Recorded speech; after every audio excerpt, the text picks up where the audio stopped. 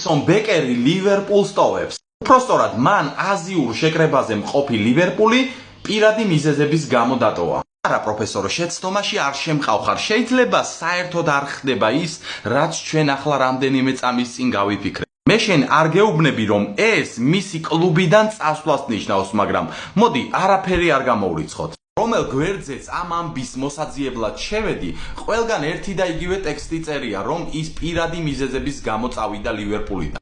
სხვანაირად არ გაიგო აქაც, წავიდა და გადავიდა სხვა კლუბში არა, მაგრამ შეკრება დროებით დატოვა. ახლა ჩვენ უნდა ვიმსჯელოთ ერთად, რა შეიძლება მოხდეს ამ კონკრეტულ შემთხვევაში. მე მაინც ვფიქრობ, რომ ალისონი ლივერპულში მაქსიმუმ ნახევარი სეზონი გაჩერდება. გახსენებ იმასაც, რომ შემდეგ ამხანაგურ შეხვედრაში ბრაზილიელი მეკარე კარს არ დაიცავს.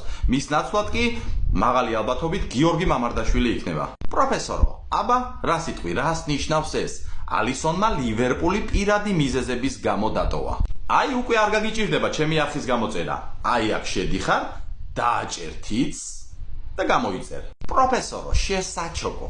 სამშობლოს თუ ვერ გამოადექი, ვიღაცას მაინც გამოადექი. მაგალითად მე, გამოიწერე ჩემი YouTube არხი.